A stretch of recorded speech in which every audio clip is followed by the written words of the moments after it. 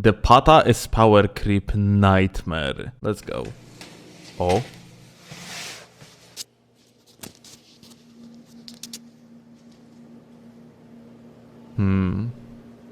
Oh my god, it's pata. Look. It is... there is two of them. Oh. Oh my god, he's doing the running R1s. What you're looking at are the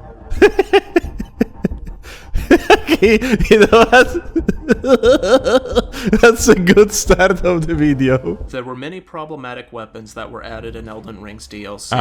However, one of the most insidious examples is the pata, whereas many of the annoying weapons added were of a new weapon class or restricted to certain builds. The pata signified the death of an entire weapon class, standing head and shoulder above everything it compares to. Ah, dude. Oh, I don't know if I want to even talk about. Can someone explain to me how it is even possible that From Software introduces essentially a new addition to certain weapon class that was existing pre-DLC, and then it turns out that weapon is the only one out of entire category that has devastating running R2 into R2 combo, whereas they removed that combo from every other weapon. Like, this is not even like some sort of the mistake. This is just like a blatant power creep on the purpose. And despite being nerfed in patch 1.14, the nerfs were really just a slap on the wrist, not having addressed a single actual issue that this weapon has. Yep. But why is the pata so unhealthy for the game? To answer that, let me take you back to a time before the DLC was added to set the stage. Oh my god. There are three subcategories of fist weapons in Elden Ring. You have the boxers, the smashers, and the pokers. Every variation is very powerful, but since the pata eventually will belong to the third category, it is the one we will focus on. The poking fist moveset was one of the most well-rounded and complete movesets in the game. First, you have a running R1 with reliable speed and an incredible amount of forward momentum. Nah, I wouldn't agree it was well-rounded. I would say that like that was one of the best fucking movesets in the game, just like that. So much so that it was one of the few moves that could very reliably roll catch someone who was light rolling. The rest of the viable moves were built off the running R1.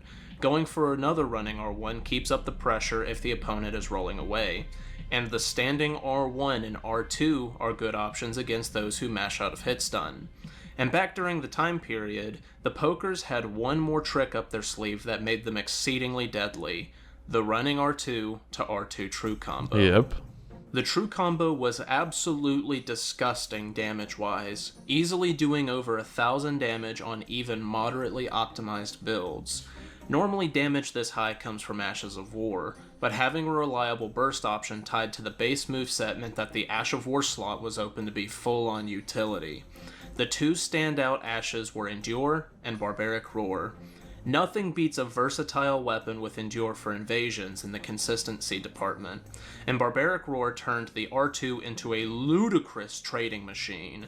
Frame 1 hyper armor, enough poise to tank getting hit by a Ford Escort, and rewards being right where fist weapons want to be anyway. That is, right in your opponent's face. Needless to say, Barbaric Roar was very annoying to fight considering that it could trade almost anything. But thankfully, the move is easily punished if whiffed. This is not exactly true because you can just turn around. So like, this is not even like exactly true. It's not like very reliable to punish it. Okay, we're out here looking for a good Elden Ring patch. Let's see what we can find. Oh my god, good luck. I bet we're gonna find a really good one. Oh, I don't think so. I love and own. I don't think so. One right here, right now. I don't think so at all. Sup, ho? How you doing? He gave up on searching for the good Elden Ring patch. That's a very good video, by the way.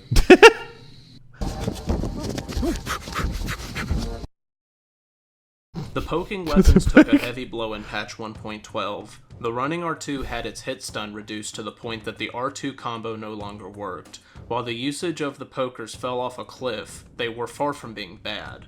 While the running R2 is definitely worse than the running R1, the delayed and staggered timing allowed for a higher damage option if you were certain that the opponent would panic. And since the R2 didn't combo anymore, your opponent was incentivized to roll as soon as possible, which could lead back to landing another running R1.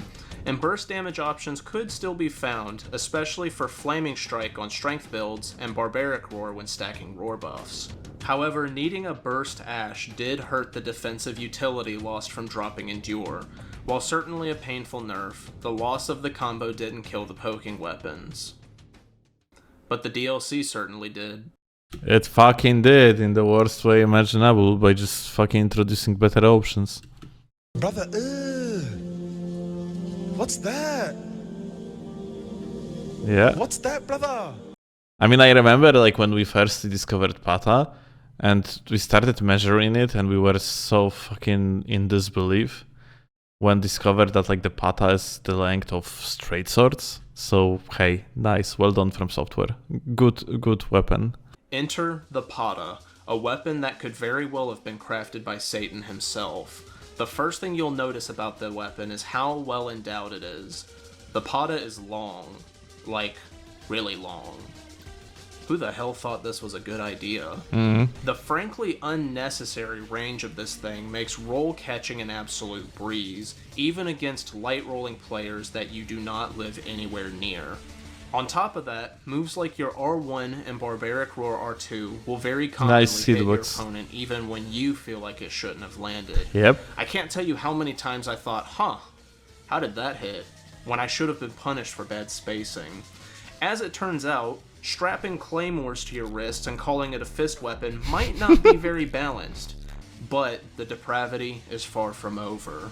The Pata also can have Ashes of War put on it, meaning it slots onto every single build. With minuscule requirements to boot, you might be wondering what the downside of this weapon actually is.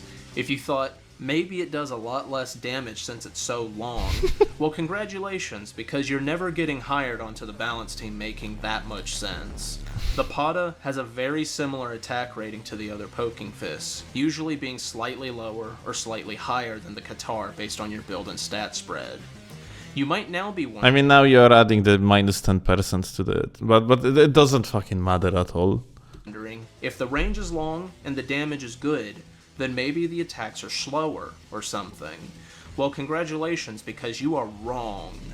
Yeah, actually, this is something that From Software was doing in the other games, yeah?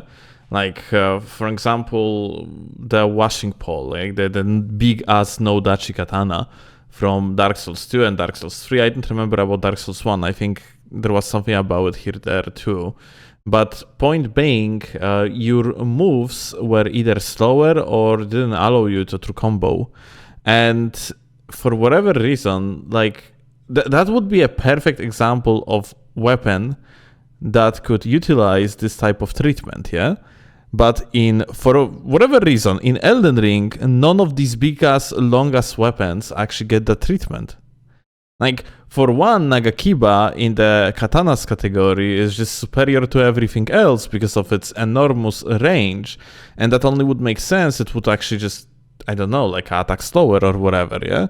So it would be maybe like running attack tool or like some sort of the Barbaric Roar, Ash of War tool, rather than just better weapon than another katana in the category. Like, why would you use Yuji Katana when you have fucking Nagakiba?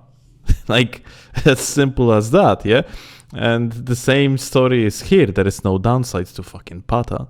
And this is fucking ridiculous. Not only is the Pata's frame data identical to the other poking fists, but for some ungodly reason, it is the only poking fist that retains the running R2 to R2 true combo. Yep. Despite being the apex of this weapon class in every conceivable way, the Pata effectively has more killing power than any other fist due to still having this 3-hit combo. Yep.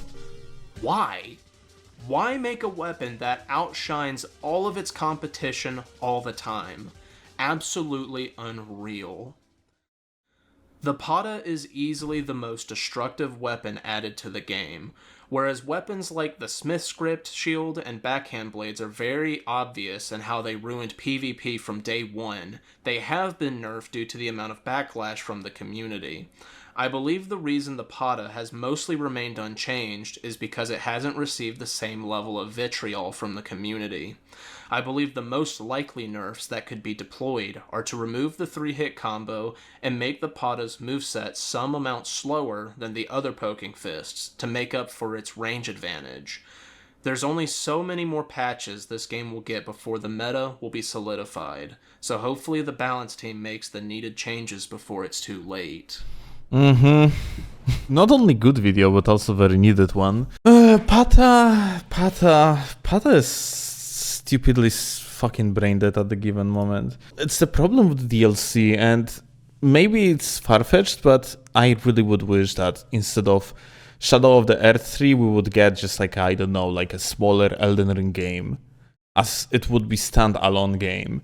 I think I would be absolutely fine, despite like patch 1.10 had of course its flaws, but I would be absolutely fine with patch 1.10 being the definitive patch. And Shadow of the Earth 3 would be its own game, because yeah, that's really like different game. Like stuff from the DLC feel very, very alien to what we had in the base game. Like in the amount of the multi-hits, the amount of the lengthy, absurdly fucking powerful weapons that we got, like some sort of ashes that grab you and take away 1600 HP, like Sword of Damnation and shit like that. Like the DLC is fucking nuts. It doesn't fit with the theme of the main game at all, like at all. Yeah, some sort of the canons that auto targets of the enemies, all this shit like literally feels as if you would have free-to-play gamer in gacha game and someone that is fucking buying every single gacha upgrade like to their characters and shit. Yeah, this is what DLC feels like. It feels like absolute power creep in practically every single weapon class if you're gonna think about it. So yeah, great video, but also sad one to some extent if you think about it.